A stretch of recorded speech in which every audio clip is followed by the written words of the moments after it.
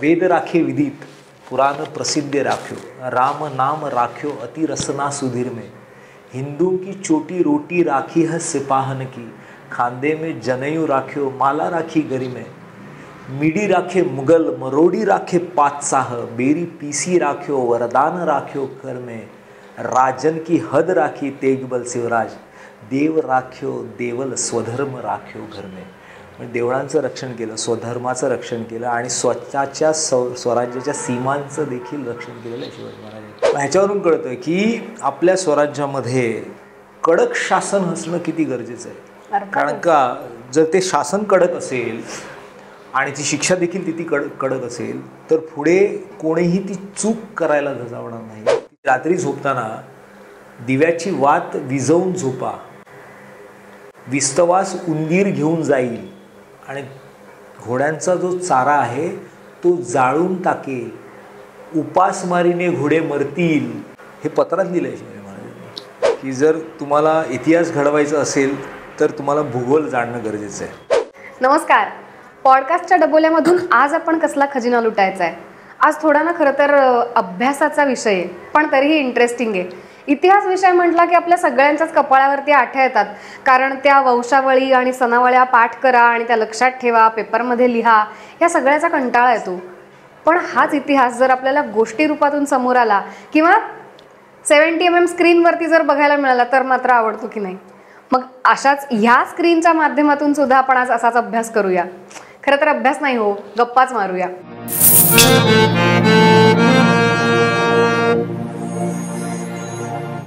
नमस्कार. नमस्कार. इतिहास म्हटलं की बऱ्याच मुलांना असं होतं की अरे आता खूप पाठांतर करायला लागणार, मग त्या सगळ्या सणावळ्या लक्षात ठेवा आणि हा सगळा म्हणून इतिहास विषय बोर वाटतो सगळ्यांना. पण तो खरं तर किती इंटरेस्टिंग आहे. मुळात कसं आहे की इतिहासाला म्हणजे आपण इतिहास आणि भूगोल हा एकत्र शिकवतो, शाळेमध्ये तो शिकवला जातो. आणि असं म्हणतात की जर तुम्हाला इतिहास घडवायचा असेल तर तुम्हाला भूगोल जाणणं गरजेचं आहे. बरोबर. म्हणजे भौगोलिकदृष्ट्या ज्या ज्या घडामोडी झाल्या त्याच्यामुळे इतिहास घडला. बरोबर आहे. म्हणजे नंतरच्या कालांतराने जी स्थित्यांतरं झाली म्हणा किंवा भौगोलिकदृष्ट्या ज्या ज्या पृथ्वीवरती घडामोडी झाल्या, नंतरच्या काळामध्ये जे काही राजे महाराजे आले तिथे त्यांनी राज्य केलं, परत त्या ठिकाणी नंतर तिथे वेगवेगळ्या ठिकाणावर आक्रमणं झाली, मग इतिहास घडत गेला. बरोबर.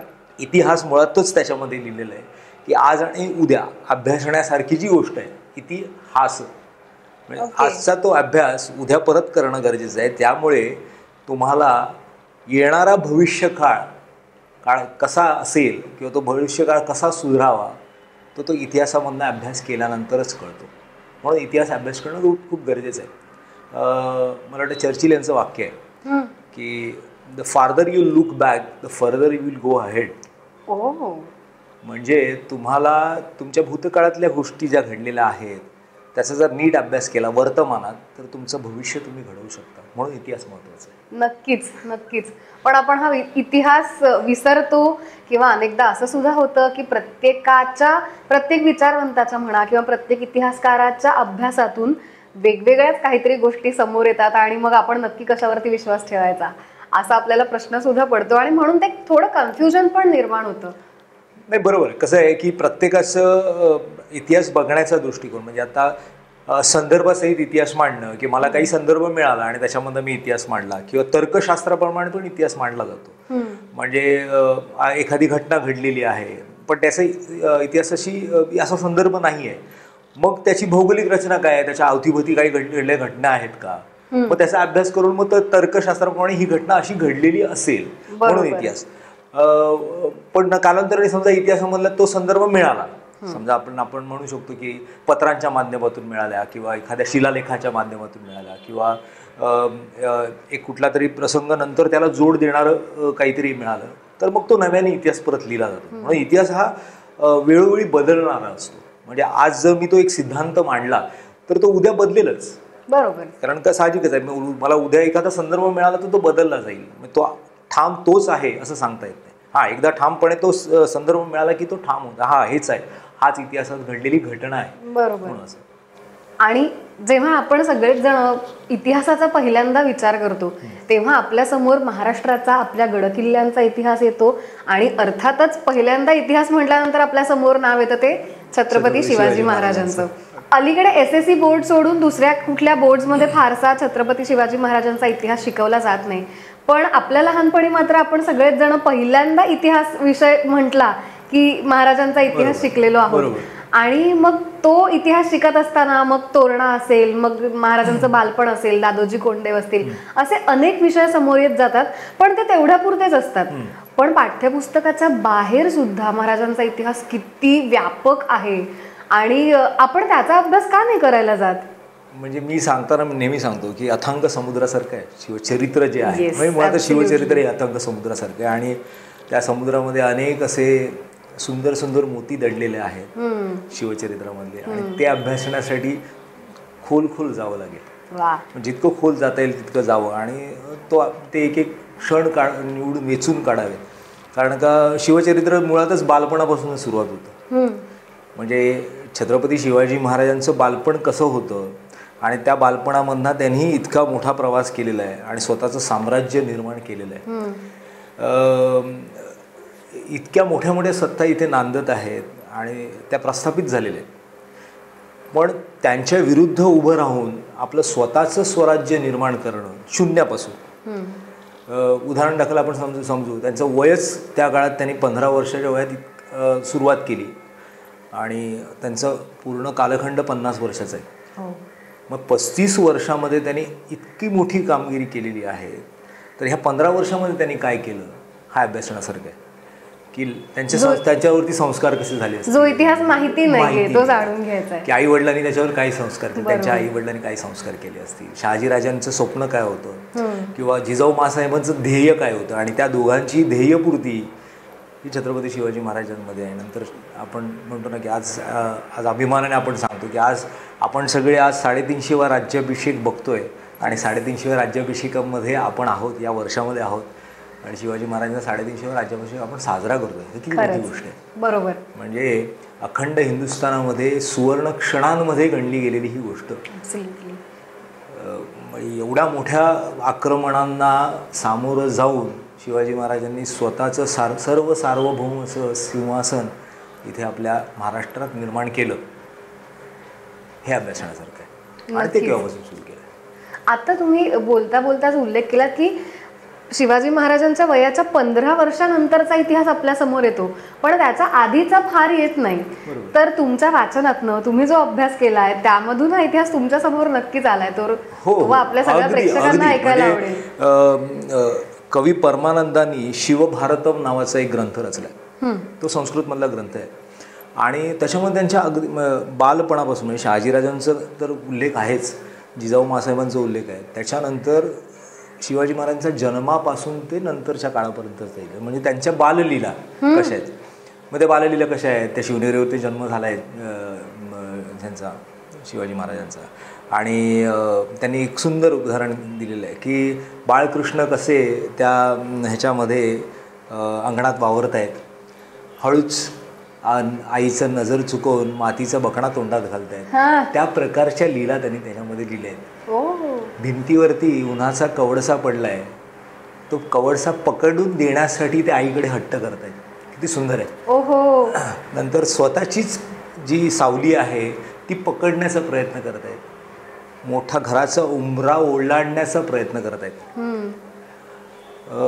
त्यांच्याबरोबरच्या दाया आहेत, त्यांच्याबरोबर जे असतात त्यांना भेडसावण्याचा प्रयत्न करत आहेत. काय करत आहेत ते आवाज करत आहेत, सिंहाचे आवाज करत आहेत, वाघाची डरकाळी करत आहेत, सगळे कोकिळांचे आवाज करत आहेत. ह्या सगळ्या गोष्टी ते करत आहेत आणि हे करत करत ते मोठे झाले. म्हणजे शिवनेरी या गडावरती त्यांचा जन्म झाला बघा, आणि त्या वयापासून ते 50 वर्षापर्यंत 350 किल्ल्यांचं साम्राज्य त्यांनी निर्माण केलं. म्हणजे ज्यांचा जन्मच किल्ल्यावरती झाला आणि त्यांचा राज्याभिषेक एका अशा मोठ्या किल्ल्यावर झालेला आहे. शिवनेरी ते रायगडपर्यंतचा त्यांचा प्रवास आणि मग नंतर आपण दक्षिण दिग्विजयपर्यंतचा. मग ते संस्कारच मुळातच आहेत, त्या मातीतच आहेत. मग तो मातीचा जो काही कण आहे ते त्यांनी तोंडात घातले असतील आणि एवढ्या सगळ्या पाठशायांना त्यांनी त्या काळात धूळ चारलेली आहे असं म्हणू शकतो. नक्कीच. की एवढे सगळे आक्रमण येत आहेत की या मातीची शपथ घेऊन सांगतो मी या सगळ्यांना इथे नेस्तनाबूत करेन. आणि या नंतरच्या काळात ते झालेलं आहे. अहत तंजावर ते तहत पेशावरपर्यंत शिवाजी महाराजांचं राज्य आहे. शिवाजी महाराजांचं स्वप्न आहे ते नंतरच्या काळात सगळ्या मराठ्यांनी पूर्ण केलं आहे. बरोबर. ही प्रेरणा कुठेतरी त्या काळामध्ये तिकडे शिवाजी महाराजांनी दिली आणि हे लहानपणापासून ते करत आलेले आहेत. अनेक उदाहरणांमध्ये त्यांना म्हणजे शहाजीराजांनी आणि जिजाऊ मासाहेबांनी त्यांना काय काय शिकवलं असेल हा अभ्यासण्यासारखा आहे की रामाच्या कथा सांगितलेल्या आहेत, त्यांना कृष्णाच्या कथा देखील सांगितलेल्या आहेत, पण त्याच्या व्यतिरिक्त बऱ्याच गोष्टी आहेत. म्हणजे एक युवराज म्हणून नंतर तुम्हाला घडायचं असेल, तुम्हाला बालपणापासूनच किंवा स्वतःला प्रतिभा संपन्न करायचं असेल, तुम्हाला ते बालपणापासूनच ते संस्कार आले पाहिजेत. बरोबर. ते जिजाऊ मासाहेबांनी आणि शहाजीराजांनी दिलेले आहेत. याचे उल्लेख आपल्याला कुठे वाचायला मिळतात किंवा त्याचे संदर्भ कुठे सापडतात आपल्याला? शिवभारतामध्ये लिहिलेले आहेत त्याचे संदर्भ, त्याचे अध्याय देखील आहेत. म्हणजे कविराज ह्यांनी कवी परमानंदांनी ह्याचे उल्लेख स्पष्टपणे दिलेले आहेत. मग त्यांनी काही काही विद्या शिकल्या. मग त्यांनी घुडस्वारी शिकलेली आहे, त्यांना हत्तीवर जे चढणं आहे. आपण शास्त्र पारंगत म्हणतो शिवाजी महाराज. म्हणजे प्रत्येक शस्त्र चालवता आलं पाहिजे, ते धारण करता आलं पाहिजे, आणि त्याचबरोबर त्याची क्वालिटी चेक करणं हा जो काही सगळ्याच गोष्टी. म्हणजे धातुशास्त्र आलं त्याच्यामध्ये. रत्नपारखी होते शिवाजी महाराज, त्याच्यामध्ये लिहिलेलं आहे की त्यांना रत्नपारख, विष उतरवण्याची जी काही होतं ना, विषबाधा झाली तर ते उतरवण्यासाठी त्याची शिक्षण देणं गरजेचं आहे. ते देखील शिक्षण दिलेलं आहे शिवाजी महाराजांना. वेद तर त्यांना सांगितलेलेच आहेत, पुराण, श्रुती, स्मृती, पुराण ही सगळ्यांचा अभ्यास त्यांनी केलेला आहे. त्याचबरोबर परमानंद सांगतायत की अक्षर जुळवणी जी आहे त्यांना एवढी चांगली अवगत होती की गुरुजनांनी जे सांगायचे त्याच्या अगोदरच ते त्यांच्यावरती त्या अक्षर उजळणी करून टाकायचे. इतके हुशार होते शिवाजी महाराज असं ते म्हणत आहेत. आणि त्यांची ती हुशारी सगळ्याच बाबतीत दिसत होती. म्हणजे अभ्यासात तर ती दिसायचीच, पण इतर बाबतीत देखील दिसायची. म्हणजे छोटे छोटे किल्ले बांधणे त्यांना लहानपणापासून आवडायचं. मग ते सवंगड्यांना एकत्र करायचे. एकत्र केल्यानंतर हा किल्ला माझा आहे, हा मी बांधलेला आहे. म्हणजे इथे दुर्ग स्थापत्य आलं. बरोबर. शिवाजी महाराजांनी 15व्या वर्षी पहिला किल्ला बांधला. म्हणजे राजगड जो किल्ला आहे त्यांची पहिली राजधानी आहे. बघा 15वं वर्ष हे त्याच्याही अगोदर समजा विचार केला तर प्रत्येक किल्ल्यावरती जाऊन ते किल्ले पाहणं, आपण आता आपल्याला जेवढ्या किल्ल्यांवरती आपण जातो त्यांचं स्थापत्यशास्त्र आपण अभ्यासतो. मग शिवाजी महाराजांनी ते स्थापत्यशास्त्र अभ्यासण्यासाठी किती वर्ष अगोदर सुरुवात केलेली असेल बघा. हे विचार करण्यासारखी गोष्ट आहे. म्हणजे ते जेव्हा पुण्यामध्ये आहेत, लाल महालामध्ये ते राहत आहेत, अगदी मुदगल देशपांड्यांचा वाडा म्हणजे शिवापूरला जो वाडा आहे तिथे देखील राहत आहेत. ते सगळ्या भौगोलिक रचनेचा अभ्यास करत आहेत. त्यांच्याबरोबर हे असतील म्हणजे त्यांच्याबरोबर जे शहाजीराजांनी त्यांना जी काही मंडळी दिली त्यांच्याबरोबर काम करायला, तो परगणा सांभाळण्यासाठी, तो सगळा त्यांनी भाग फिरून घेतलेला आहे, तो पाहिला आहे, त्याचा अभ्यास केला आहे. आणि हे सगळे जुने जाणते आहेत, त्यांना माहिती आहे, त्यांना त्यांची ती भौगोलिक रचना माहिती आहे आणि तो अभ्यास त्यांच्याकडनं त्यांनी शिकून घेतलेला आहे.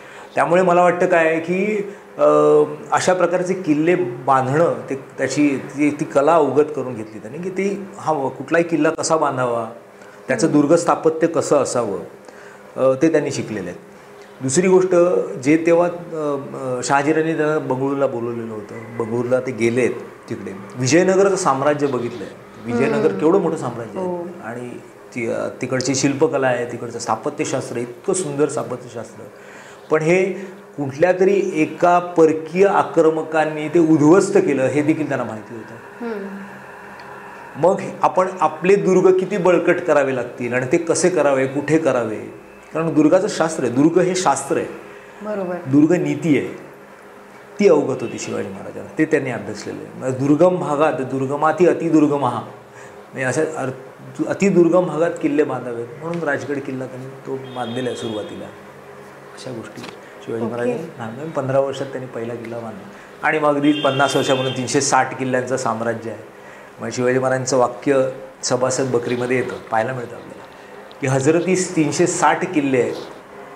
एक वेळ औरंगजेब दख्खनेत उतरला तर एक एक किल्ला लढवायला एक वर्ष लागेल. मग त्या औरंगजेबाला 350 वर्षांची उंमर घ्यावी लागेल.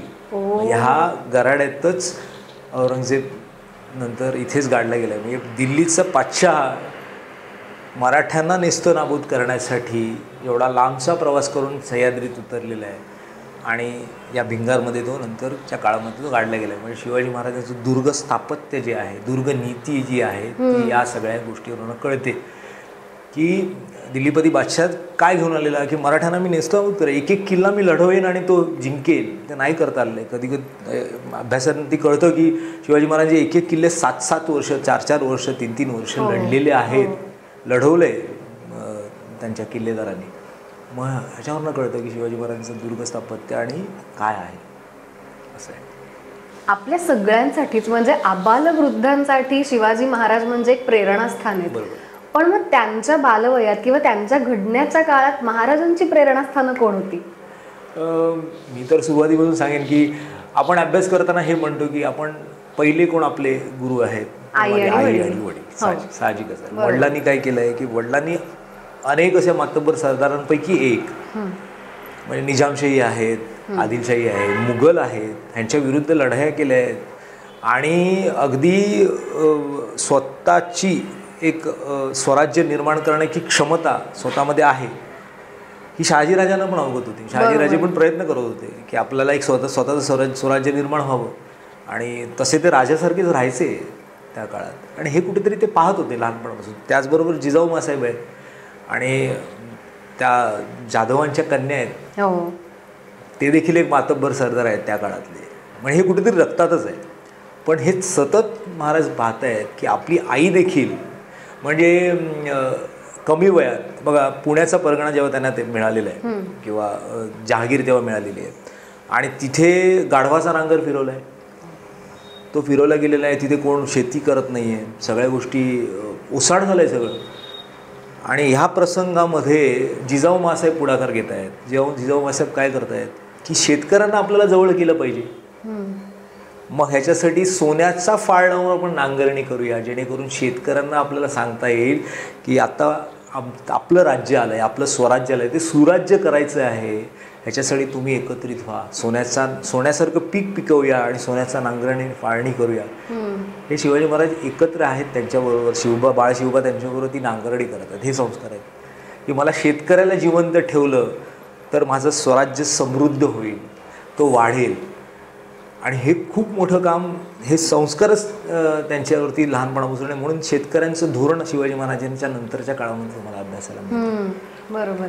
की एक शेतकरी जगला तर तो समृद्ध होईल, त्याच्याबरोबर तो गावगाडा चालायला लागेल आणि त्याला लागणाऱ्या नंतरच्या ज्या काही गोष्टी आहेत, त्याला मडकी लागतील, तो कुंभार जगेल, त्याला कपडे लागतील, तो शिंपी जगेल, त्याला जे लाकूड फाटा लागेल, तो जो काही बाकीचे सगळेच जे 12 बलुतेदार आणि तो गावगाडा जो आहे तो चालायला लागेल व्यवस्थित. आणि एकमेव शेतकरी महत्त्वाचा आहे. शेतकरी जगला पाहिजे, सुखाचं पीक यायला लागलं, चांगलं समृद्ध झालं आपलं स्वराज्य, तर त्याप्रमाणे आपण आपलं स्वराज्य वृद्धिंगत करत जाऊ, वाढवत जाऊ. शिवाजी महाराजांनी ते केलं. म्हणून लहानपणापासून ते संस्कार त्यांच्यावर झाले.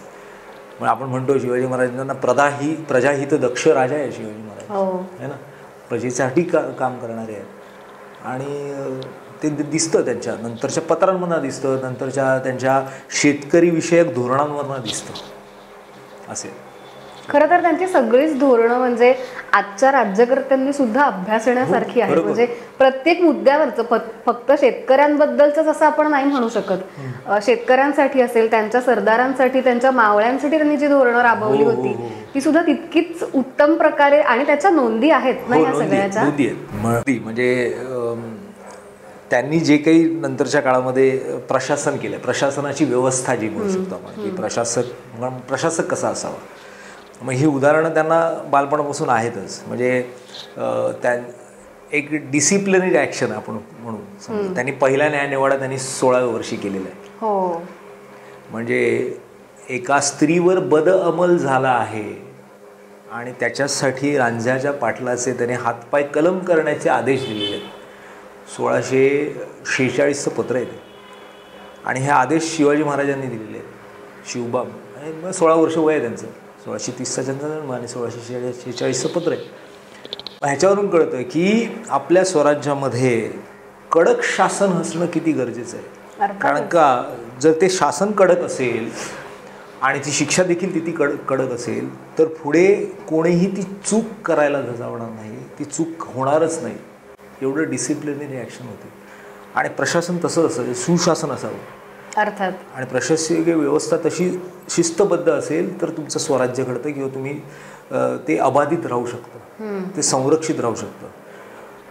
तुमचीच माणसं ती पोखरायला लागली तर काय हे होतं ते कळतं आपल्याला. पण शिवाजी महाराजांच्या ह्या सगळ्या गोष्टींमधून आपण अभ्यास करू शकतो. म्हणजे त्यांचं प्रशासकीय व्यवस्था असेल, त्यांच्या शेतकरीविषयी धोरण असेल, त्यांची सावकारी व्यवस्था असेल, म्हणजे अगदी परराष्ट्र धोरण असेल त्यांचं शिवाजी महाराजांचं, शिवाजी महाराजांच्या ज्या काही महसूल व्यवस्था आहेत त्या अभ्यासण्यासारख्या आहेत.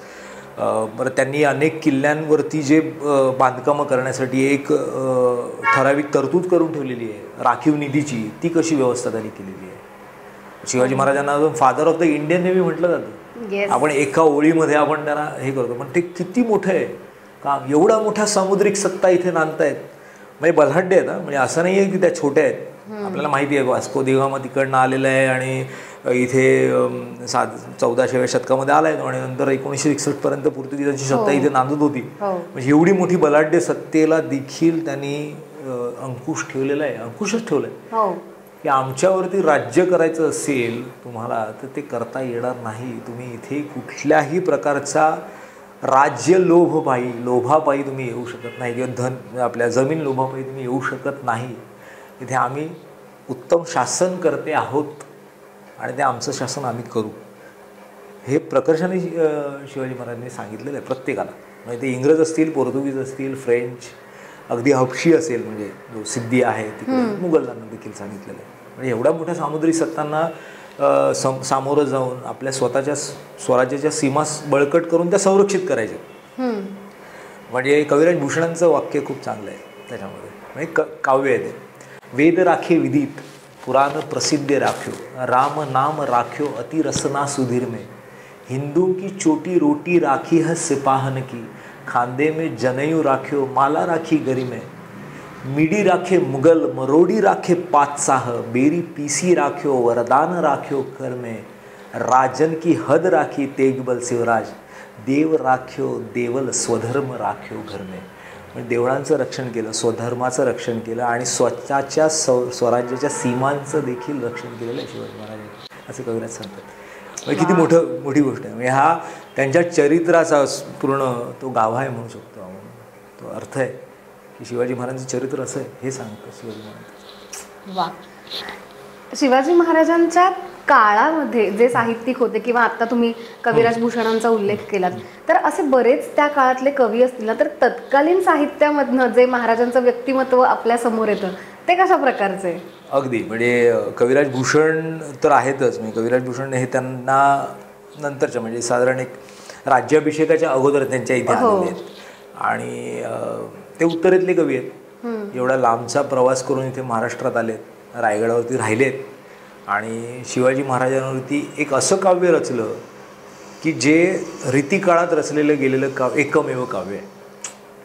म्हणजे ते एकमेव काव्य याच्यासाठी कारण त्या काळामध्ये शृंगार रसाकडे काव्य रचली गेलेली होती सगळीच. आणि वीररसातील काव्य रचणारे हे कवी त्याचे आद्य नायक छत्रपती शिवाजी महाराज आहेत. म्हणजे हे खूप मोठं काम हे आहे की ज्याचे आद्य नायक शिवाजी महाराज आहेत आणि वीररसातील काव्य आहे, रीतिकाळात रचलेलं आहे आणि रचणारे कवी हे उत्तरेतले आहेत. म्हणजे एवढ्या लांबचा प्रवास करून इथे येणं, काय येणं की त्यांनी बघितलं आहे, त्यांनी अख्खा भारत फिरले आहेत आणि त्या भारतामध्ये फिरून त्यांनी ते पाहिलं आहे की इकडे येणारी जी काही बाहेरून येणारे जे काही इस्लामिक आक्रमण असेल, त्या काळामधले जे काही मुघल्स आहेत, जी काही आक्रमणं येत आहेत, इथे फक्त त्यांनी ओरबडण्याचं काम केलेलं आहे.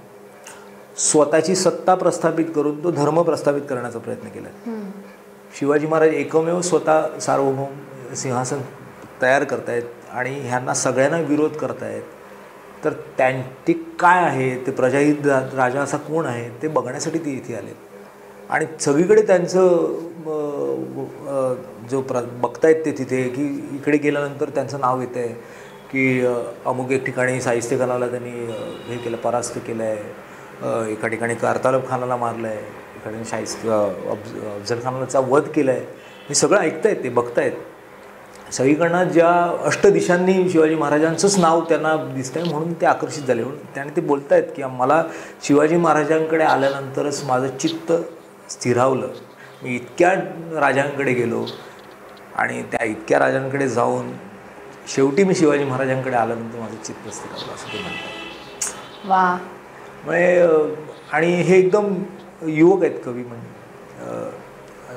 16-17 वर्ष वय असेल त्यांचं त्या ह्याच्यामध्ये, अगदी कमी पण असेल माहिती नाही. पण ते जेव्हा आले आहेत त्यांनी शिवाजी महाराजांना पाहिलं आहे. आणि आपल्याला एक तर काव्य सगळ्यांना माहिती आहे, इंद्रजिमी जंबपर वाड वसुगोमपर, इंद्राची उपमा दिलेली आहे शिवाजी महाराजांना. मग हे आले तिथे तर त्यांनी 350 काव्य छंदांचा ग्रंथ रचला शिवाजी महाराज, शिवराजभूषण नावाचा. किती मोठे आहे, प्रतिभासंपन्न कवी ज्याने तितक्याच प्रतिभासंपन्न राजावरती हे काव्य लिहिलं आहे, असं हे काव्य आहे. असे अनेक उदाहरणं मिळतात, अनेक काव्यरचना शिवाजी महाराजांनी मुळात ग्रंथरचना खूप करून ठेवली त्या काळामध्ये. म्हणजे राज्याभिषेकाच्या अगोदर देखील, म्हणजे आपण भाषेच्यावरती आपण आज जर विचार केला तर शिवाजी महाराज भाषेवरती देखील तेवढंच काम केलं की मराठी भाषा टिकावी. म्हणून त्यांनी लहानपणापासून त्यांना संस्कृत तर मुखोद्गत होतंच, किंवा संस्कृताचं त्यांचा अभ्यास होता, गाढा अभ्यास होता. कारण का शहाजीराजे देखील तितकेच संस्कृत पंडित होते. बघा कसं आहे, शहाजीराजांनी ते वादविवाद घडवण्यासाठी पंडितांना बोलवायचे, एकत्र काही म्हणतात ना, एक प्रश्न टाकायचे आणि त्याच्यावरती चर्चा व्हायची ह्याच्या, असे शहाजीराजे करायचे. मग तेच अनुकरण शिवाजी महाराजांनी केलेलं आहे आणि शिवाजी महाराजांनी तर तेवढाच अभ्यास केला. नंतरच्या काळात आपल्या संभाजी महाराजांचा अभ्यास तेवढाच वाटतो. बुधभूषणसारखं काव्य त्यांनी रचलं. त्यांनी संस्कृतमधल्या त्यांचे पत्रांमधनं संस्कृत त्यांचं पाहायला मिळतं, की संस्कृतमधली पत्र आपल्याला पाहायला मिळतं. मग शिवाजी महाराज देखील तेच बुद्धिमत्तेने तेवढेच पारंगत होते, संस्कृत त्यांना येत होतं.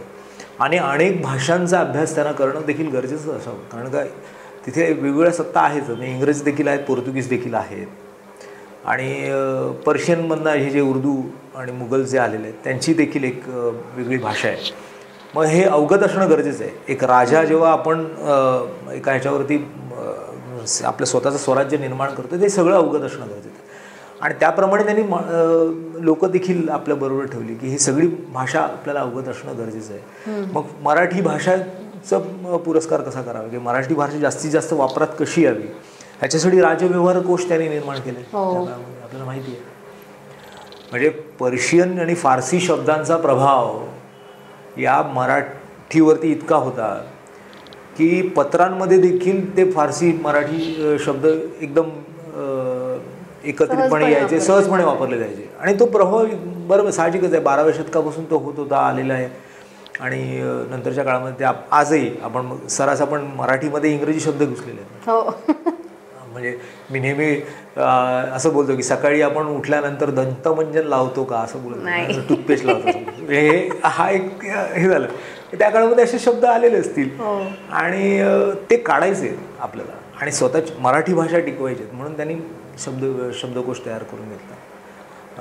आणि तो मग प्रचलित व्हावा, तो व्यवहारात यावा म्हणून राजव्यवहार कोश, म्हणजे व्यवहारातले जे काही शब्द असतील जवळजवळ 1300 शब्द त्यांनी बदलले आणि नव्याने त्यांनी तो शब्दकोश निर्माण करून घेतला, जेणेकरून पत्रांमधले मायने बदलतील आणि लोक अभ्यासाला लागतील, लोकांवरती त्याचा प्रभाव पडेल. हळूहळू ते जुने शब्द आहेत, म्हणजे फारसी शब्द लोक विसरतील.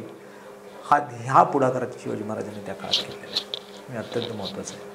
मग त्या ग्रंथनिर्मितीमध्ये त्यांनी शिवकार्योदय नावाचा ग्रंथ रचला आहे, तो रचवून घेतलेला आहे. राज्याभिषेक प्रयोग नावाचा आपल्याला माहिती आहे, शिवाजी महाराजांनी गागाभट्टांच्या करवी तो करून घेतलेला आहे की राज्याभिषेकच झाला नाही आहे, इतकी 350हून अधिक वर्ष निघून गेलेली आहेत आणि राज्याभिषेक होत नाही, तर ह्याच्यासाठी एक ग्रंथरचना करावी जेणेकरून येणाऱ्या पुढच्या पिढीला तो बोध घेण्यासारखा असावा. आणि राज्याभिषेक म्हणून तर केला आहे की राज्याभिषेक व्हावा ह्याच्यासाठी गागाभट्ट इथे आलेले आहेत काशीवरनं आणि त्यांनी ती ग्रंथरचना केली एकत्र घेऊन. विष्णूवरती जसे धर्माचे उपचार झाले होते आणि तसेच्या तसेच उपचार किंवा ते जे संस्कार आहेत ते छत्रपती शिवाजी महाराजांनी त्या काळामध्ये केलेले आहेत. तेच संस्कृतमधले श्लोक वापरून त्याच सगळ्या गोष्टी वापरून ते म्हणजे अनेक तो विधिवत असा राज्याभिषेक प्रयोगामध्ये तुम्हाला पाहायला मिळतो. मग ही एक ग्रंथरचना झाली. परत दंडनीती नावाचा जो आहे की कशी असावी, दंडनीती आपली कशी असावी त्याच्यावरती त्यांनी काम केलं आहे. त्याच्यावरती एक वेगळा ग्रंथ आहे. लेखन प्रशस्ती नावाचा ग्रंथ आहे. म्हणजे लेखनाचं हे कसं असावं की आता आपण पत्र लिहितो, मग त्याचे मायने कसे असावेत, कोणाला कसं पत्र लिहिलं गेलं पाहिजे. म्हणजे एक उदाहरण आहे, समजा आपण देऊ की राज्याभिषेकाची अगोदरची पत्र आणि नंतरच्या पत्रामध्ये तफावत मिळते, वेगळेपण आहे. म्हणजे आपलं वाटतं ते पत्र. म्हणजे राज्याभिषेकाची अगोदरची पत्र पाहिली तर ती सुरुवातच होतात, अजरक्त खाने दाम दलत हु बजाने हुन कारकुन आणि हाल व इस्तकबाल. आता ही सगळी फारसी शब्द आहेत. मग राज्याभिषेकाच्या नंतरच्या पत्रांचे मायने असे बोलतात, स्वस्ति श्री राज्याभिषेक शक नल संवत्सरे इंदू वात्सरे राजा शिवछत्रपती यांनी. हे ना कळलं आपलं, हा ट्रान्सफॉर्मेशन आहे, वेगळंपणा दिसून येतो आणि तो दिसला पाहिजे. म्हणून राज्याभिषेकाच्या नंतरची सगळी पत्र अशी आहे. मग नंतर ती शिवाजी महाराजांच्या नंतर संभाजी महाराजांनी वापरलेली आहेत, राजाराम महाराजांनी वापरलेली आहे. शिवाजी महाराजांनी स्वतःचा शक चालू केला, किती मोठा आहे. म्हणजे शालिवाहन शक आपल्याला माहिती आहे, विक्रम संवत माहिती आहे, विक्रमादित्याने तो शक चालू केला होता. शालिवाहन राजांनी शकांचा जेव्हा हे केला तेव्हा तो शक चालू केला. राज्याभिषेक शक आणि स्वस्तिश्री राज्याभिषेक शक चालू केलेलं आहे. म्हणजे श्रींच्या नावाने राज्याभिषेक शक चालू केलेलं आहे की ह्या राज्याभिषेकापासून म्हणजे ज्येष्ठ शुद्ध त्रयोदशी 1596 6 जून 1674 या दिवशी तो शक सुरू झाला आणि आज आपण 350 वर्ष साजरा करतो. म्हणजे किती मोठं आहे की माझा शक असावा. पण त्यामध्ये बदल त्यांनी केलेले नाहीत. हिंदू कालगणनेप्रमाणेच तो शक चालू राहावा, फक्त त्याचं वर्ष एक सुरू होईल. बाकी सगळेच हिंदू तिथी तशाच राहतील. त्याच्यामध्ये त्यांनी कधी बदल केला नाही, कारण का ती पूर्वापार आलेली तिथी आहेत, त्या पूर्वापार आलेल्या रचना आहेत, त्यांनी त्या करून ठेवलेल्या आहेत आणि त्याप्रमाणे ते पुढे चालू राहावं असं त्यांचं हे होतं. असं तो राज्याभिषेक शक किंवा शिवशक म्हणू शकतो आत्ताच्या भाषेमध्ये. असे अनेक ग्रंथ आपल्याला पाहायला मिळतात. त्यांनी दंडनीतीबरोबर लेखन प्रशस्ती आपला झाल्यानंतर अनेक अशा लेखन प्रशस्तीमधनंच आपल्याला पाहायला मिळतं की कुठलाही प्रकार असेल, म्हणजे आता लेखनाचा प्रकार असतात. लेखनाचे लेखन लिहिताना मित्राला पत्र कसं लिहिलं पाहिजे, शत्रूला कसं लिहिलं पाहिजे, म्हणजे अगदी आपल्या कारकुनांना सहकारकुनांना कशी पत्र लिहिलं, त्याचे मायने आहेत, त्याचे प्रकार आहेत, ते लेखन प्रशस्तीमध्ये त्यांनी मांडले. बारकावे आहेत ते सगळे आणि ते आपल्याला अभ्यासाला मिळतं ह्या सगळ्या गोष्टींमधून. की पत्र वाचल्यानंतर शिवाजी महाराजांचं प्रतिरूप दर्शन होतं, कारण त्याचे शब्दांचे मायने तसे आहे की मला काय म्हणायचं आहे, मला काय अभिप्रेत आहे ते समोरच्यापर्यंत योग्यरित्या आणि तितकंच पोचावं असे पत्रांचे मायने.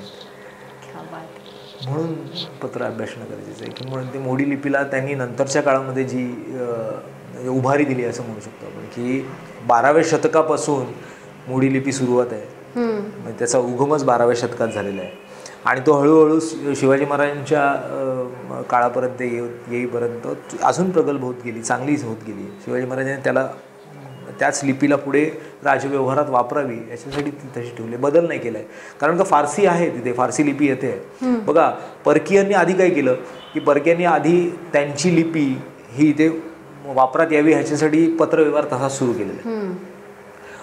मग आपल्या इथे ही तळागाळापर्यंत पोहोचलेली, म्हणजे अगदी घराघरापर्यंत मोडी लिपी 12व्या शतकापासून जी लिपी आपण आजही बोलतो की आज आपण बोलतो तसेच आपण लिहितो, म्हणजे त्याला बाळबोधी म्हणतात. संस्कृत आणि प्राकृत 2 भाग झाले समजा. मग ही लिपी शीघ्रलिपी शिवाजी महाराजांनी आपल्या राजव्यवहारातच ठेवली, ती बदलली नाही आणि नंतरच्या काळामध्ये ती अधिक चांगली होत गेली, ती बहरत गेली. पेशवे काळात ती अजून सुंदर दिसायला लागते. बाळाजीरावजी चिटणीस चांगली पत्र लिहितात म्हणून त्यांना आपलंसं केलं शिवाजी महाराजांनी. सुंदर पत्र लिहिणं, पत्र किती सुंदर आहेत, मोजकीच पत्र असतील 250-300 पत्र शिवाजी महाराजांची, पण त्या पत्रांमधनं त्यांना सगळ्या गोष्टी आपल्याला पाहायला मिळतात. त्या पत्रांमधून सुंदर लिखाण आहे. त्या लेखनाची छोटे जरी पत्र असली, त्याचा आकार छोटा जरी असला, पण त्याची लेखन पद्धती अभ्यासण्यासारखी आहे. वा, कमाल. म्हणजे फक्त राज्यकारभार या दृष्टीनेच नाही तर सर्वंकष सगळ्यांचाच विचार करून, प्रत्येक गोष्टीचा बारकाव्याने विचार करून, त्याचा अभ्यास करून, आणि अर्थातच ते सगळं पुढच्या पिढ्यांपर्यंत सुद्धा पोचायला हवं, या दृष्टीने सगळं महाराजांनी काम केलेलं होतं. पण तरीही आपला फोकस जो असतो तो त्यांचा राज्यकारभार ह्याच्याकडेच असतो, किंवा त्यांनी केलेल्या मोहिमा असतील, त्यांनी जी काही आक्रमणं केली त्याच्याबद्दल सुद्धा जास्ती करून वाचलं जातं किंवा त्याच्याबद्दल बोललं जातं. पण जेव्हा आपण अभ्यासाच्या दृष्टीने ह्याचा विचार करतो तेव्हा त्यांच्या मोहिमा झाल्या एवढंच आपल्याला कळतं, पण त्या मोहिमांची पार्श्वभूमी काय आहे हे आपण काहीच विचार घेत नाही. बरोबर आहे. म्हणजे शिवाजी महाराजांनी पहिला किल्ला बांधला आपण, हा चला एक किल्ला झालाय, पण राज्य वाढलं पाहिजे, त्याचा विस्तार व्हायला पाहिजे. मग विस्तार करण्याच्यासाठी जे काही आधीच प्रस्थापित जे काही राज्य आहेत त्यांच्यावर आक्रमण करणं आहेच, गरजच आहे. कारण का त्यांनी आपल्यावर आक्रमण केलेलं आहे, आपली भूमी पदाक्रांत करून तिथे उद्ध्वस्त केलेली आहे आणि ती सगळी आपल्या ताब्यात घेतलेली आहे. मग शिवाजी महाराजांनी काय केलं आहे, आधी त्यांनी सगळा हा अभ्यास करून कुठे कुठे काय आहे, म्हणजे आदिलशाही भागातले सगळे किल्ले किंवा आदिलशाही भाग हा त्यांनी पदाक्रांत करायला सुरुवात केली आणि हा आपल्या ताब्यात आला पाहिजे. मग कोकण, कारण हा महसुलाचा सर्वात मोठा भाग आहे की इकडे परकीय सत्ता येत आहेत. 18 टोपीकरांचा व्यापार तिथे चालतोय. 18 टोपीकर म्हणजे 18 टोप्या घालणार, हॅट्स घालणारे. मग फ्रेंच आहेत, इंग्लिश आहेत, पोर्तुगल आहे, ॲबॅसिनियन्स आहेत, जर्मन्स आहेत, एवढे 18 टोपीकर इथे येत आहेत, राजरोसपणे व्यापार करत आहेत. आणि ह्याचा सगळा महसूल कुठे जातोय, एकतर त्या मुघलांकडे जातोय किंवा आदिलशाही इकडे आहे, निजामशाही तर मधल्या काळामध्ये हे झालेली. मग एवढा सगळा महसूल आपल्या ताब्यात यावा, कारण आपल्या स्वराज्य वाढवायचं असेल तर पैसा पाहिजे. बरोबर. आणि तो महसूल असेल, म्हणजे राज्यश्रियाची शोभा वाढवायची असेल तुम्हाला, तर हे सगळे जे काही महसूल आहेत त्याची महसुलाची ठाणी जी आहेत किंवा बंदरं जी आहेत ती आपल्याला ताब्यात घेणं गरजेचं आहे. कल्याण भिवंडी शिवाजी महाराजांनी ताब्यात घेतली पहिली. आणि तेव्हा त्यांनी तो समुद्र पाहिला, म्हणजे अगदी मालवणपर्यंत आणि त्या शेवटच्या गोव्याच्या किनारपट्टीपर्यंत ते गेले. 750 किलोमीटरचा लांबीचा हा सगळा समुद्र किनारा त्यांनी पाहिल्यानंतर कळलं की हे प्रत्येक ठाणी जी आहेत, प्रत्येक जे काही बंदरं आहेत, प्रचंड महसूल देणारे बंदर आहेत. मग हे आपल्याला ताब्यात घ्यावं. मग दाभोळचं बंदर त्यांनी ताब्यात घेतलं, राजापूरचं बंदर त्यांनी ताब्यात घेतलं. आणि इथे कुठेतरी युद्ध न करता समोरच्या शत्रूवरती म्हणजे आर्थिक खर्चीकरण करणं, समोरच्याची आर्थिक व्यवस्था कोलमडून टाकणं शिवाजी महाराज केलं. आणि आदिलशाहीचं हे आर्थिक जे काही आहे, मग महाडसारखं मोठं एक त्यांचं केंद्र ह्याचं जे वाई आणि त्या वरती जायचं सगळा, तो सगळा महसूल शिवाजी महाराजांनी स्वतःकडे वळून घेतला. जावळी खोरं शिवाजी महाराजांनी ताब्यात घेतलं. आणि जावळीवरती ते घेतल्यानंतर त्यांनी तिथे प्रतापगड नावाचा किल्ला बांधला. साहजिकच आहे, एवढा मोठा किल्ला तिथे बांधल्यानंतर त्या महसुलाचा सगळा ताबा शिवाजी महाराजांकडे आला. कारण का त्या कोकण किनारपट्टीवरून घाटमाथ्यावरती जाणारे जे काही घाटमार्ग आहेत, म्हणजे टॅक्स जो आहे, जो टोल आपण म्हणू शकतो किंवा त्या काळातला जो कर घेत होते, तो सगळा शिवाजी महाराजांकडे आला. आणि हे कुठेतरी आदिलशाहीला खूपच होतं की नाही, माझा महसूलच गेला, आता हा परत मिळवण्यासाठी आपल्याला प्रयत्न केला पाहिजे. आणि मग ती अफझल खानाची स्वारी आपल्याला पाहायला मिळते, अफझल खानाचा वध आपल्याला पाहायला. तो कशासाठी आला, आणि तो वाईचा सुभेदार आहे पहिल्यापासून, त्याला वाई माहिती आहे. आणि वाईच्या बाजूलाच जावळी आहे, जावळीचं खोरं मोऱ्यांच्या ताब्यात होतं. आणि ह्या सगळ्या आजूबाजूच्या ठिकाणांना त्याचा अभ्यास होता, म्हणून अफझल खानाची नेमणूक तिथे आहे. बघा, स्वतः जरी पुढाकार घेत, त्याला माहिती आहे की मला ह्या ठिकाणी मला युद्ध करायचं असेल तर मग मी शिवाजी महाराजांच्या सामोरं जाईन. आणि शिवाजी महाराजांचं युद्ध आपल्या पुढचा माहिती आहे, तो प्रसंगही वाघनाकाने शिवाजी महाराजांनी त्याचा वध केला आहे. पण किती महत्त्वाचं आहे. पण तिथे शिवाजी महाराज थांबले नाही आहेत. बघा की रामदास स्वामींचं एक वाक्य आहे, एक काव्य आहे की सकल सुखांचा केला त्याग, म्हणून साधीजे जो योग, राज्य साधनांची लगबग कैसी केली. राज्य साधायचं असेल त्याची साधनाची लगबग करावी लागेल, तुम्हाला थांबता येणार नाही आहे. म्हणजे एकदा मी हा किल्ला घेतला, म्हणजे हा अफझल खानाला वध केला, ती भीती कुठेतरी सगळीकडे पसरलेली आहे. शिवाजी महाराजांनी त्या वाईपासून ते कोल्हापूर म्हणजे पन्हाळगडापर्यंतची मजल मारली आणि जवळजवळ 15 किल्ले शिवाजी महाराजांच्या ताब्यात आले. वेकंट पोझिशन मिळालेलं आहे शिवाजी महाराजांना. भीतीनेच लोक पळून गेले की अफझल खान येऊन ते तिथे वाटच बघ होते, सगळेजण बसले आहेत, अफझल खान एवढा मातब्बर आहे, कारण तो होताच तसा हो. की त्याने शिवाजी महाराजांच्या भावाला देखील हे केलेलं आहे, संभाजीराजांना अगदी शहाजीराजांना कैद देखील त्यांनी केलेलं आहे. हे सगळे कृत्य केले आणि कुठेतरी चीड होतीच. शिवाजी महाराजांना ते माहिती होतं, बघत आहेत की ह्याला मारणं गरजेचं आहे. बरोबर. आणि बोलतात ना, एकदा कुठल्याही ह्या मोठ्या योद्ध्याला मारलं तर ती जरब सगळीकडे पोचते. बरोबर. आणि अगदी नंतरच्या काळामध्ये सगळ्या इंग्रजांनी दखल घ्यायला सुरुवात केली. पोर्तुगीज कागदपत्रांना शिवाजी महाराज दिसतात की एक असे मोठा एक योद्धा तयार झाला आहे ह्या दख्खनमध्ये. इंग्रज जनरल ऑफ हिंदू फोर्सेस म्हटलं आहे शिवाजी महाराजांनी.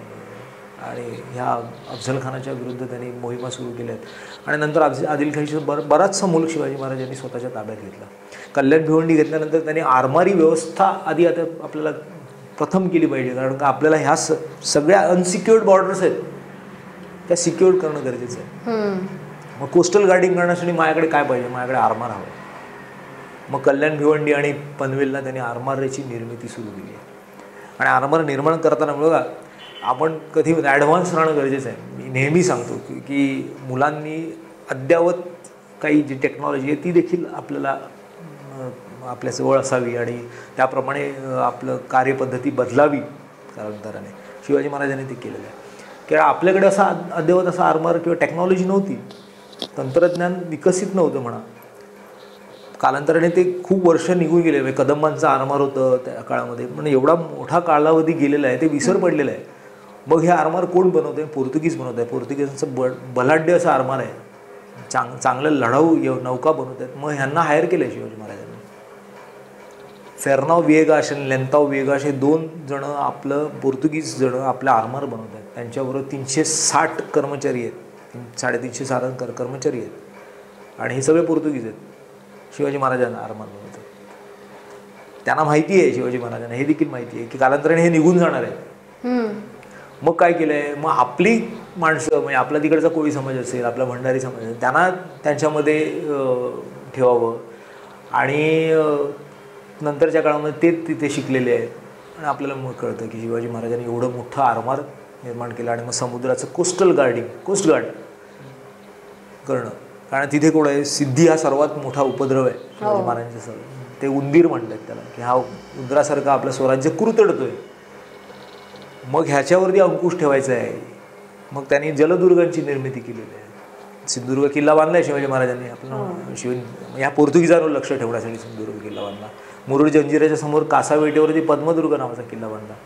त्याचबरोबर इंग्रज आणि सिद्धी ह्याच्यावर लक्ष ठेवण्यासाठी हा खांदेरीचा किल्ला बांधलेला आहे. म्हणजे ही किल्ल्यांची शृंखला नंतर सुरू केलेली आहे. माझ्या या स्वराज्यामध्ये ज्यांनी येऊन लूट करण्याचा प्रयत्न केला, ज्यांनी माझं स्वराज्य नेस्तनाबूत करण्याचा प्रयत्न केला, त्याची भरपाई मला करावी लागेल. म्हणून सुरतेची लूट आहे. सुरतेच्या लुटीचं हेच आहे की माझा इतकं म्हणजे शाहिस्तेखान इथे आला आहे. शाहिस्तेखान 3 ते 3 वर्ष साधारण आहे. त्याने संग्राम म्हणजे चाकणचा किल्ला घेतला आहे.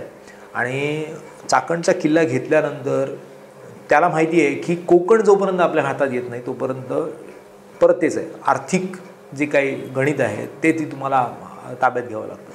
म्हणून त्याने कार्तालब खानाला खाली पाठवलं आहे. कार्तालब खान आणि राय बघन हे मोठं सैन्य घेऊन त्या ह्याच्यावरनं म्हणजे पुण्यामधनं आंबेनळीच्या घाटावरून खाली उतरत आहेत कोकण काबीज करायला. शाहिस्तेखानाने त्यांना पाठवलं आहे.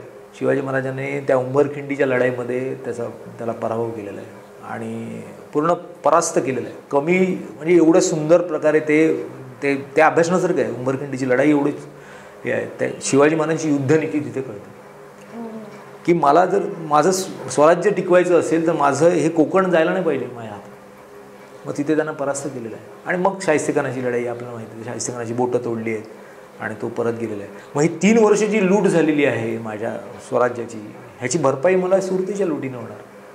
आणि सुरत हा एक समृद्ध असं शहर, मुघलांची ते आर्थिक राजधानी आपण म्हणू शकतो. आणि त्याचा महसूल सर्वात जास्ती आहे.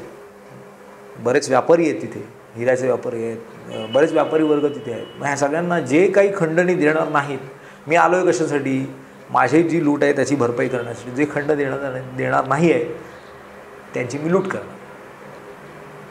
असं Okay. आहे. दिल्ली दलन गजाई के शिव सर्जा निरसंक लूट लिओ सुरती सहर बंक करी अति डंक. म्हणजे डंके की चोट पे शिवाजी महाराजांनी ती सुरत लुटली आहे. आणि असं कविराज भूषण सांगतायत. आणि दिल्ली हल्ली आहे, हादरली आहे. बघा परत एकदा की इथे महसूल व्यवस्थापनाचं जे काय आहे किंवा कुणाचाही महसूल तोडला किंवा त्याचं ते व्यवस्थापन तुटलं की सगळं झालेलं. शिवाजी महाराजांनी हे केलं. ह्याच्या मागचंच हे प्रत्येक लढाईच्या मागते, प्रत्येक युद्धप्रसंगाच्या मागते हा एक आपण म्हणतो अभ्यास आहे की तो केला शिवाजी महाराजांनी. आणि नंतर आपण तो कळतोच आपल्याला की शिवाजी महाराज एवढं मोठं साम्राज्य निर्माण कसं करत गेले. मग एक एक किल्ला त्यांनी बनवायला घेतला किंवा त्याचा विनियोग नीट व्हायला पाहिजे म्हणून सिंधुदुर्ग बांधला आहे. तो जो काही लुटीमधना जे काही मिळालं आहे, वेगवेगळे किल्ले रायगड बांधायला घेतले. प्रतापगड तर होताच, रायगड बांधायला घेतलेला आहे. रायगडसारखी राजधानी त्यांनी, कारण जावळी प्रदेशामधला रायगड आहे, म्हणजे अशी बुलंद आणि ती कोकण किनारपट्टीच्या जवळ असावी. कारण का आपल्याला हा सगळा मार्ग आपल्याला सुरक्षित करायचा, त्याच्यासाठी तो रायगड आहे. आणि मग दुसरी राजधानी आहे शिवाजी महाराजांचा राज्याभिषेक झाला.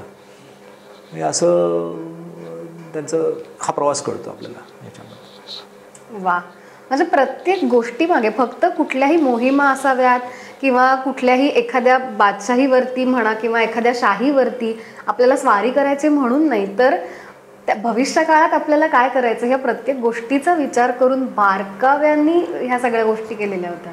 आणि अत्यंत सावध म्हणतात ना की अखंड सावधान असावे.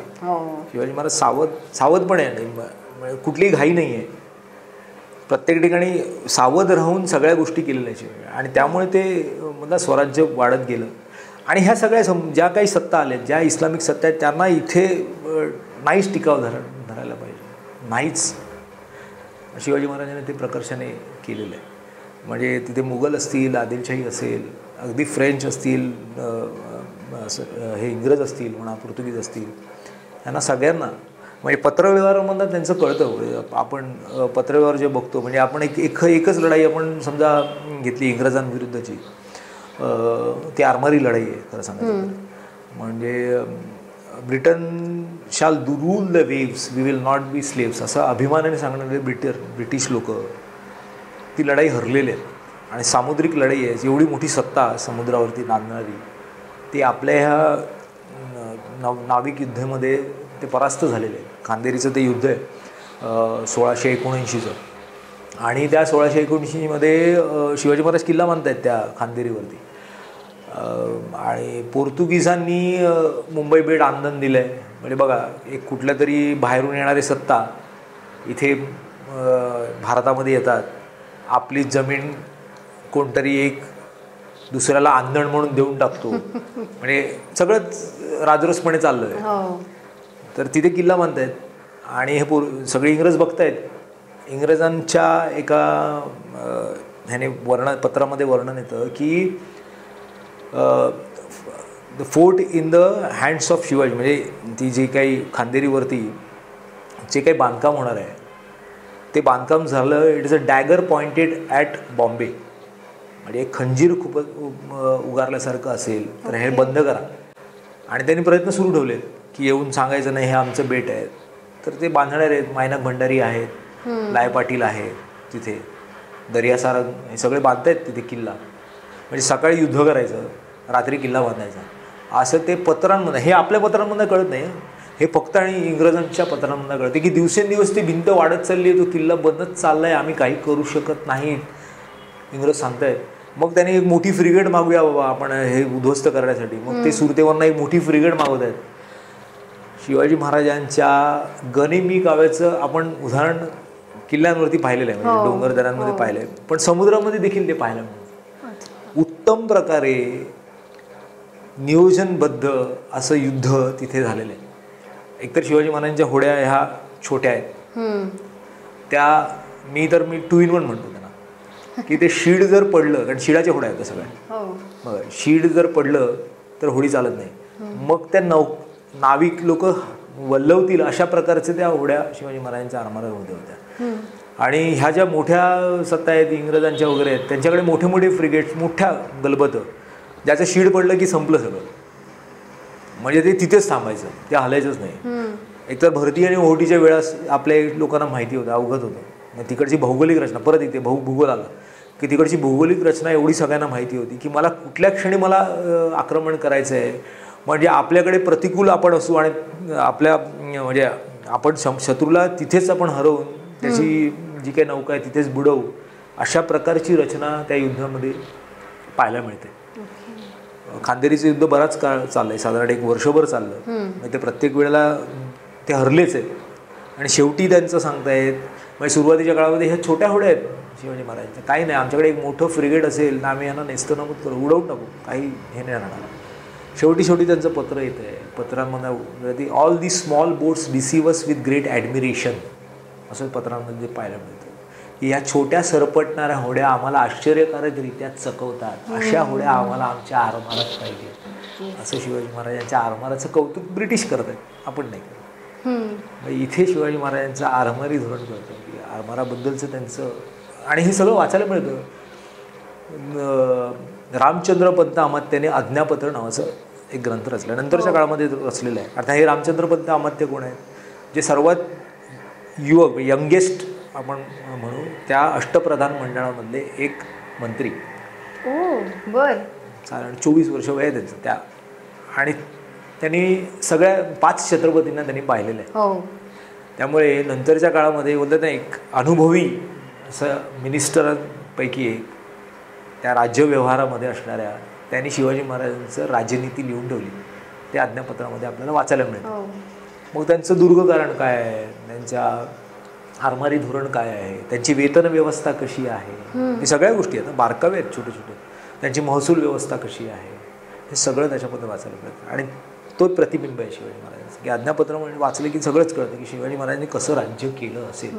मग ह्या सगळ्या मोहिमांवरून आपल्याला कळतं की अरे, सामुद्रिक मोहीम, एवढ्या मोठ्या समुद्री सत्ता शिवाजी महाराजांमुळे. आणि शेवटचं पत्र त्यांचं 1680चं आहे इंग्रजांचं. ते सांगतात आता आम्हाला पर्याय नाही, आम्हाला तहाला सामोरं जावं लागेल. मला वाटतं 1 जानेवारी 1680चं ते पत्र आहे. म्हणजे आपण ब्रिटिशांवरती 1 जानेवारीला आपण त्यांच्यावरती आक्रमण करून किंवा तो विजय मिळवला, म्हणून मराठा आरमार विजय दिन झाला तो आपला. बरोबर, मराठ्यांचं पहिलं आरमारी विजय आहे या मोठ्या सत्तांमध्ये. अशा गोष्टी खरं तर छत्रपती शिवाजी महाराज आणि आरमार हा एक अत्यंत व्यापक विषय आहे, त्याच्यावरती तासन तास अभ्यास करू शकतात. खरं तर खूप खूप होऊ शकतो, कारण का एकतर ते बनवण्यापासून, म्हणजे त्याची कल्याण भिवंडीला जेव्हा त्यांनी पहिलं आरमार निर्माण केलं, तर ते निर्माण करताना वेगवेगळे विरोध झालेले आहेत त्यांना. पोर्तुगीजांकडनं देखील विरोध झालेला आहे, मुघलांकडनं तरी होतोच आहे, सिद्धीकडनं विरोध होतो आहे, इंग्रज देखील भयभीत झालेले आहेत की आत्ता हे आरमार आलं तर आपलं काय होणार. बरोबर. आणि मग ते त्यांच्या पत्रव्यवहारातून कळतं की किती घाबरलेले आहेत. एक पत्र आहे, एक वाक्य आहे की शिवाजी, नंतरच्या काळामधलं आहे ते म्हणा, की शिवाजी महाराज जर समुद्रावरती जास्ती काळ राहिले असते तर ते अख्ख्या विश्वावरती राज्य करू शकले असते, इतकं ते म्हटलं. म्हणजे आपण डोंगरदऱ्यांमध्ये शिवाजी महाराजांना बघितलं किंवा त्यांचे जे गिरिदुर्ग आहेत त्याच्यावरती त्यांचं राज्य होतं, पण शेवटच्या जर ते जास्ती काळ समुद्रावर झालं तर अख्ख्या, कारण का तेवढं होतं त्यांची सत्ता. नंतरच्या काळात आपण कळतं, पाहायला मिळतं ना की कान्होजी आंग्र्याने, सरखेल कान्होजी आंग्र्याने नंतरच्या काळामध्ये ह्या सगळ्या सत्तांना नेस्तनाबूत केलेलं आहे आणि स्वतःचं एक अधिराज्य निर्माण केलं आहे तिथे, की मराठ्यांची सत्ता ह्या समुद्रावर नांदते. म्हणजे पोर्तुगीज जे कार्ताज नावाचा कर घ्यायचे तो बंद करावा लागला आहे त्यांना, आणि आपण कर प्रणाली आपली चालू केलेली आहे की आता तुम्हाला आमचा कर भरावा लागेल तर तुमचं जी नौका आहे तिकडनं पास होईल, आमचा टॅक्स भरावा लागेल तुम्हाला. समुद्रामध्ये तुम्हाला वावर करायचा असेल, व्यापार करायचा असेल, काही करायचं असेल असं. मग आता हे येणार आहे साधारण बाहेरून जे येणार आहे सत्ता आहेत किंवा जे व्यापारी वर्ग आहे त्याच्यासाठी सावकारी धोरण आहे शिवाजी महाराजांचं. सावकाराला आपलंसं करा, त्यांना आपलं म्हणजे आपण फॉरेन इन्व्हेस्टमेंट्स पाहिजेत आपल्याला, हे की इथे येणारा इन्व्हेस्टर म्हणून असेल कालांतराने तो इथे आला तर त्याला वेगवेगळे आपण म्हणतो आपण त्यांना मदत करा, त्यांना घरं बांधून द्या असं म्हणतात शिवाजी महाराज.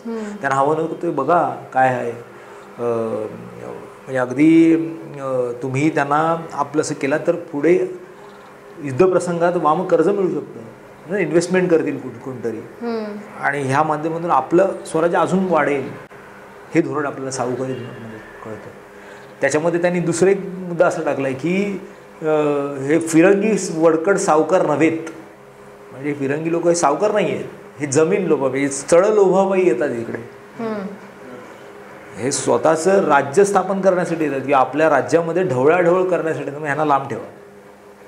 जे इतर सावकार आहेत त्यांना आपलंसं करा, जवळ करा, आणि त्यांना योग्य त्या गोष्टी देत जा जेणेकरून ते आपल्याकडे येतील, व्यापार करतील. त्यांना पेठा वसवून द्या असं म्हटलेलं आहे शिवाजी महाराजांनी, की त्यांना बाजारपेठा वसवून द्या, पेठ निर्माण करा, आणि हे समुद्रावर व्यापार व्हावा. पोर्तुगीज आपलं मीठ घेऊन येतात इथे. पोर्तुगीजांचं मीठ खूप चांगलं आहे, चांगल्या दर्जाचं आहे, आणि ते कमी किमतीत विकलं जात आहे, म्हणून त्याला उचल जास्ती आहे बाजारात. अच्छा. आणि आपलं मीठ जे आहे, खडा मीठ आपण म्हणतो, ते कुठेतरी मागे पडतं आहे. शिवाजी महाराजांना कळलं. मग शिवाजी महाराजांनी काय केलं की ह्या परदेशी मिठावर, म्हणजे बारदेशच्या मिठावरती जबर कर बसवा. म्हणजे काय होईल, आपोआप त्या मिठाची किंमत वाढेल आणि लोकांचा कर आपल्या मिठाकडे येईल. बरोबर.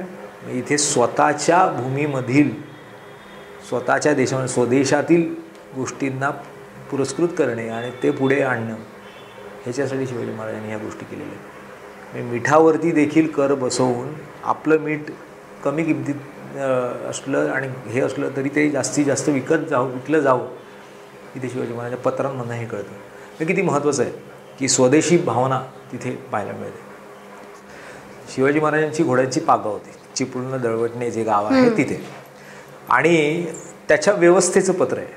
म्हणजे आपली पागा किती सांभाळावी, कारण का घोडा हा किती महत्त्वाचा आहे हे शिवाजी महाराजांना ज्ञात होतं. कारण घोड्याची पारख शिवाजी महाराजांना चांगली होती.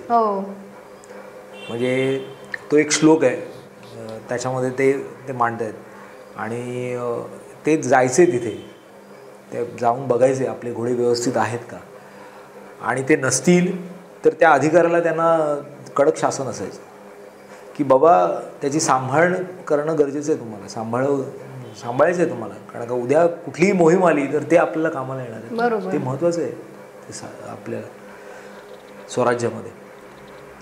एक पत्र त्याच्यामध्ये ते म्हणत आहेत की तुम्हाला ह्या घोड्यांच्या बागेमध्ये रात्री झोपताना, त्यामध्ये एकच मी सांगतो किती महत्त्वाचं बारीक मुद्दा आहे, पण तो किती महत्त्वाचा आहे की रात्री झोपताना दिव्याची वात विझवून झोपा, विस्तवास उंदीर घेऊन जाईल आणि घोड्यांचा जो चारा आहे तो जाळून टाकेल, उपासमारीने घोडे मरतील. हे पत्रात लिहिलंय शिवाजी महाराजांनी. म्हणजे काय आहे की ही बारीक गोष्ट आहे ना, छोटी गोष्ट आहे. रात्री विस्तव ठेवू नका कुठलाही. शिवाजी मोठं पत्र ते, बाकीचं मध्ये भाजीच्या जेटालाही हात लावू नये, ते सगळं आहे. पण त्यामध्ये हे किती महत्त्वाचं आहे की हे तर, आणि ते सगळं वैरण जळालं, उद्या उपासमारीने घोडे मारलियाचा आळ तुम्हावरती येईल असं लिहिलं शिवाजी महाराज. ते मरेल ना घोडा, तो उपासमारीने मरेल. कारण का आत्ता उन्हाळा आहे, पावसाळा येईल, त्याच्यानंतर जे काही धान्य मिळणार आहे की त्यांना चारा मिळणं नंतर मिळणार आहे. पण आता तुम्हाला ज्या गोष्टी आहेत ते सांभाळून जपून वापरायच्या आहेत. तर कुठेही हलगर्जीपणा चालणार नाही आहे, तुमचा निष्काळजीपणा चालणार नाही, हे सांगतात शिवाजी महाराज. डिसिप्लिनरी ॲक्शन काय असावी, की तुम्ही तुमचं राज्य चालवायचं असेल तर तुम्ही स्वतः तितकंच डिसिप्लिन असणं गरजेचं आहे. पण शिवाजी महाराज किती डिसिप्लिन असते ह्याच्यावरून कळतं. आणि ते पत्र आहे म्हणून ते 4थीच्या पुस्तकामध्ये, ते पाठ्यपुस्तकाच्या मागे त्याचं लिप्यांतर असलं असतं तर ते मुलांना कळलं असतं की हे लिहिलं आहे त्याच्यामध्ये की शिवाजी महाराज किती दूरदृष्टी होती शिवाजी महाराजांनी, किती अभ्यासक होते ते, किंवा त्यांच्या या सगळ्यात बारीक गोष्टी किती महत्त्वाच्या वाटायच्या त्यांना. बरोबर ना. स्वराज्य असंच निर्माण होत नाही. बरोबर. हे सगळे बारकावे अभ्यासावे लागतात आणि ते लक्षात ठेवावे लागतात आणि स्वतःला स्वयंसिद्ध करणं गरजेचं आहे. शिवाजी महाराज तसे होते, म्हणून त्यांना राष्ट्रपुरुष म्हटलेलं आहे. अर्थातच. बरोबर. तर असा एक प्रसंग आहे. म्हणजे कविराज भूषण त्यांना कल्पद्रुमाची उपमा देत आहेत.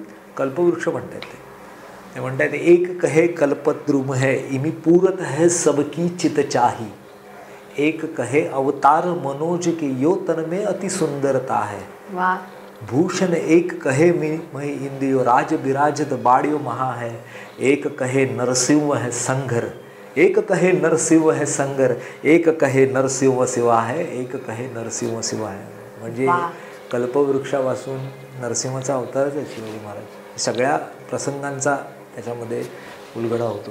तर शिवाजी महाराज नुसते आपण त्यांचं चरित्र वाचल्यानंतर त्यांच्या त्या चरित्रामधनं प्रेरणा तरी काय घ्यावी प्रत्येकाने, म्हणजे प्रत्येकाला प्रेरित करण्यासारखं त्यांचं चरित्र अर्थातच होतोच. आपण प्रेरित म्हणजे आपण त्यांच्या जन्मापासून ते अगदी राज्याभिषेकापर्यंत त्यांचा प्रवास अभ्यासला तर प्रत्येक युवकापासून ते अगदी वयोवृद्धापर्यंत त्यांचा तो प्रवासामधनं एक एक गोष्टी प्रेरणा घेण्यासारख्या आहे. म्हणजे त्यांचं काय आहे, त्यांचं युद्धशैली आपण म्हणू शकतो, पण त्यांची जी रणनीती होती, त्यांचं स्ट्रॅटेजिकल प्लॅनिंग काय होतं, त्यांचं ॲनालिसिस कसं असायचं ते. म्हणजे एका वेळेला समजा आपल्या सगळ्या गोष्टी आपल्यापासून हिरावून गेलेल्या असेल तर परत उभारी घेऊन कसं उभं राहावं.